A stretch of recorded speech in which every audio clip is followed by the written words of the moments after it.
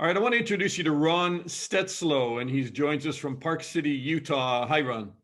Hey, Dana, great to be with you. So you were one of the original founding members of the Lincoln Project. Can you tell me how this got started? That's right. Well, there were a series of conversations early on, and Reed Galen is one of the co-founders who I'd worked with in the past. He's the captain on the ship, and he brought me in shortly before that op-ed launched on December 17th in 2019. And I don't think that any of us could have predicted what happened after that piece dropped and the groundswell of grassroots support that we encountered right after that. New York Times editorial That's written right. by you guys. Patriotism, Yeah. the survival of our nation in the face of crimes, corruption, and corrosive nature of Donald Trump are a higher calling than mere politics. As Americans, we must stem the damage he and his followers are doing to the rule of law, the Constitution, and the American character. Is Yeah, that an that's right. over dramatization, or do you feel it goes to the kind of core of who you are? Oh no, I think it's perfectly accurate. And I think that the headline was powerful as well, which was "We are Republicans and we want Trump defeated." And Not I very think subtle. not very subtle at all. And you know what? I think that's what the American people were waiting to see. Some they were waiting to see their elected officials in the Republican Party stand up to this president for all of the things they know he's doing wrong. And and we saw none of that. Very little of that. And so we decided that if the people that we had worked for to put in office weren't going to stand up and tell truth to power and put country over party, that we would do that.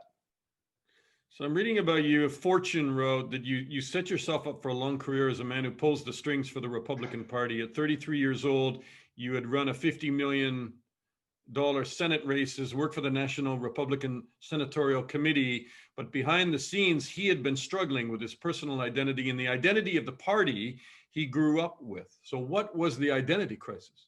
Well, first of all, I should say that Fortune embellished that just a little bit, but the identity crisis was, uh, twofold. I grew up in a conservative evangelical home as a gay man, and then inherited my sort of Republican politics from that culture. And so a lot of my first work in politics was with very conservative evangelical politicians. John Ensign was my first boss in politics. He was a senator from Nevada, Harry Reid's counterpart, and famously, sort of his career went down in flames after a scandal where he had an affair with his chief of staff's wife, and then tried to cover it up by getting his chief of staff a lobbying job, which is a Sure. violation of federal law.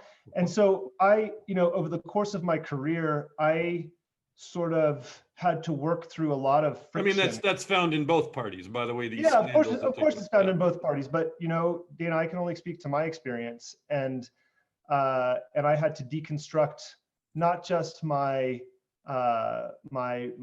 religious identity that I inherited, but also my political identity while working in Republican politics. And so, uh, yeah, that was a long and very personal journey. So are you still at heart a Republican, or is it because of Trump you're an independent now, or how would you classify what you've become, Uh, and how does that play out in what you're doing at the Lincoln Project? yeah, after 2016, so I ran all of the marketing and branding for Carly Fiorina's 2015 presidential campaign.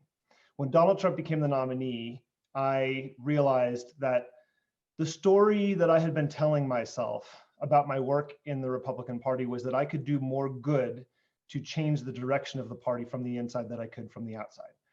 And when Donald Trump became the nominee, I realized that that just wasn't true, that it was a delusion. And that in fact, the party had always only cared about winning, that winning was all that mattered. And Donald Trump was actually the culmination of many years of working in that direction. You may be familiar with Stuart Stevens, who's a senior advisor to the Lincoln Project, who just wrote a book called "It Was All a Lie."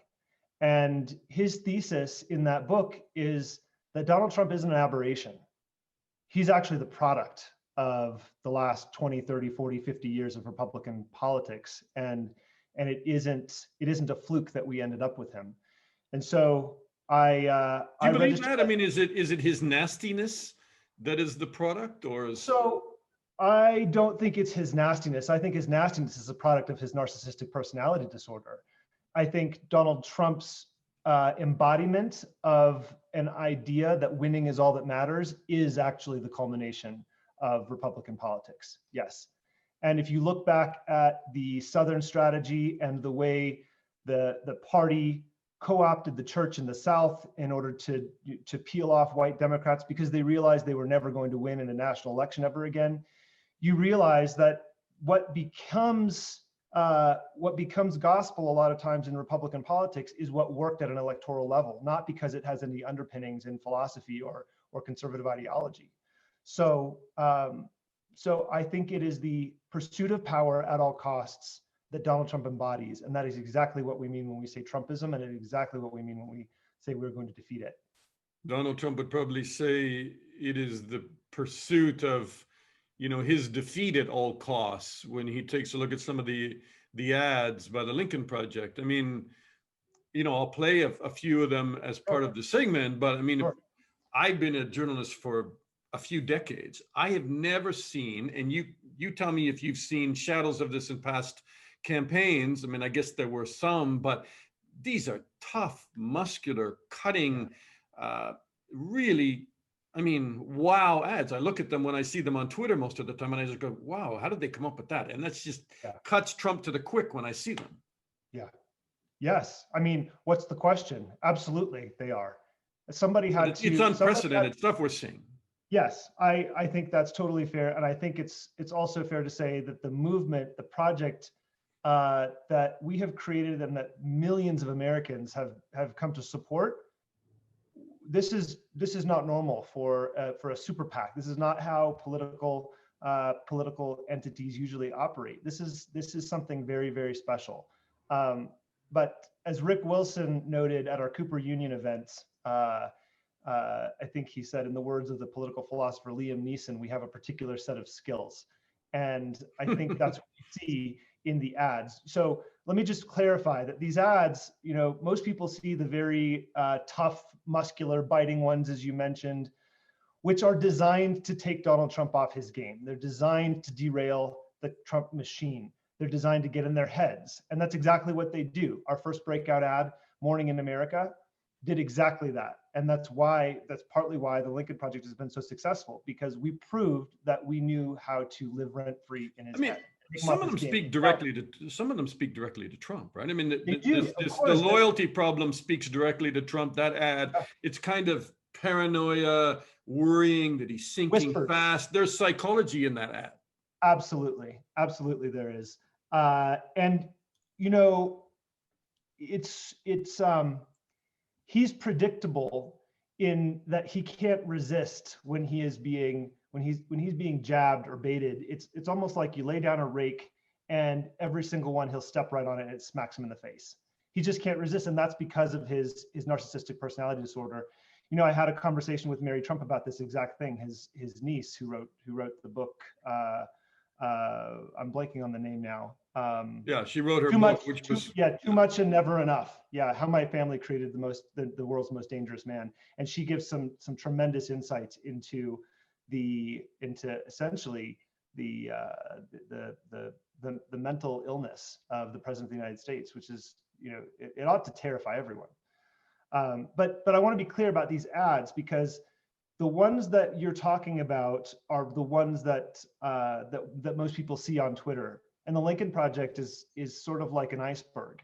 And those ads are the tip of the iceberg, and they're the visible part. But there's a whole machine underneath. Can you tell me, because as we speak to you from London, we don't see everything that's published. Like, right. I know, for instance, the Lincoln Project did these billboards. Yes.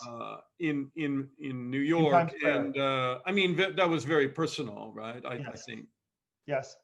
Yeah. The billboards that was designed. President's daughter Ivanka and Jared Kushner. Sorry. Yes. Yes. And just so everyone's clear, you can go look up the Lincoln Project billboards. I'm sure you'll find the pictures of them. Yeah. Was that fair, do you think?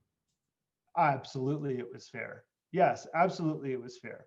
I think most people have given Jared Kushner a pass for his role in the mishandling of the coronavirus pandemic. Yeah. You know, he was running a shadow task force behind Mike Pence. And one of his jobs was to secure PPE, personal protective equipment for frontline workers, healthcare workers in New York. And you know what he said when he was asked about that? When he was asked about why New Yorkers haven't received, where's the PPE? He said, Cuomo's people didn't pound the phones hard enough. And so they're going to suffer, and that's their problem.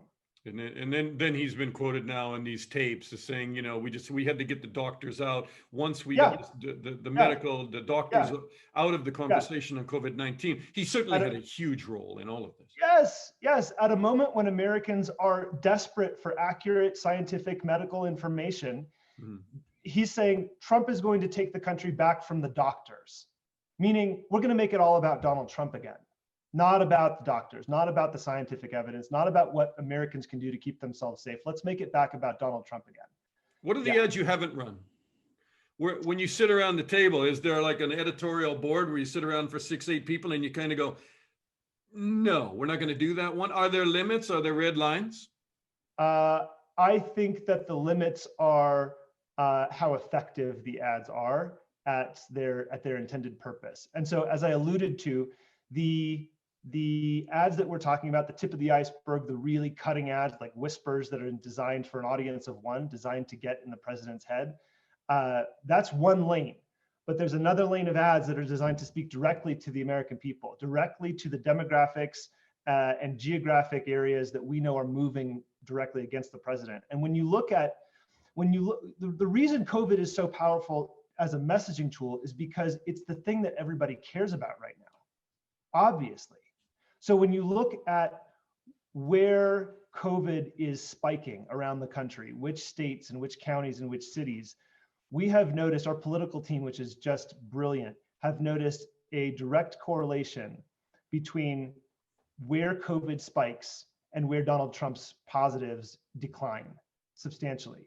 And so they have designed this brilliant strategy of essentially buying into the spike, which means we take these ads that speak directly to the experience of the American people as a result of Donald Trump's mismanagement. And I think it's important to note lying about this pandemic, because he knew early on, he told Bob Woodward, this thing's a killer if it gets you. He knew how serious it was. And then he continued to lie and mislead the American people. So Ron, I don't know, here's the one bit of expertise I have that you don't. And that is I've worked in foreign countries all my life, covering the news and covering American diplomacy, how they go in and teach people about democracy and human rights.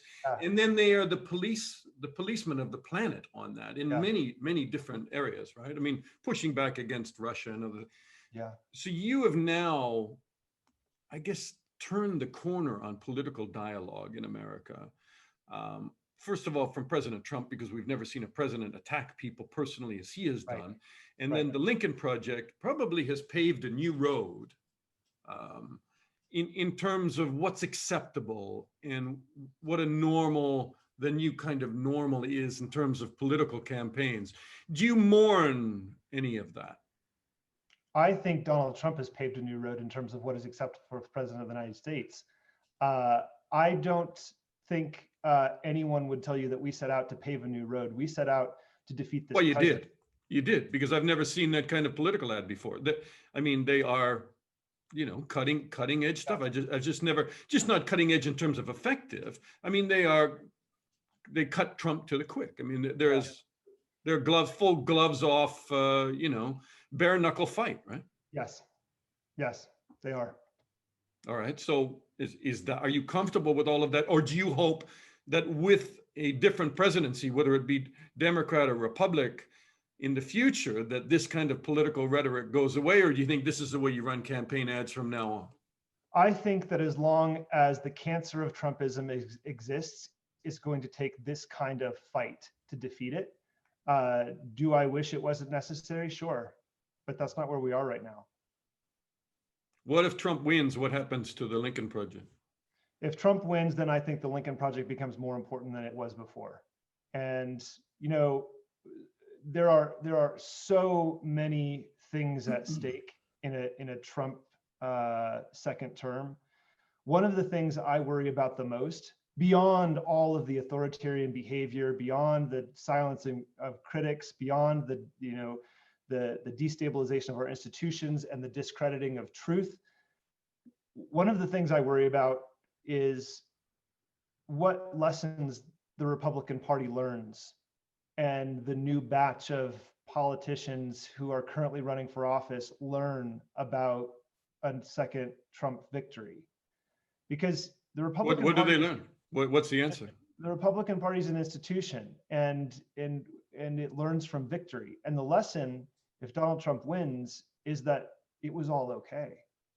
That pursuit of power at all costs was all okay. That abandoning the principles that Abraham Lincoln famously made clear at his Cooper Union address in February of 1860 in New York, that right makes might, was meaningless.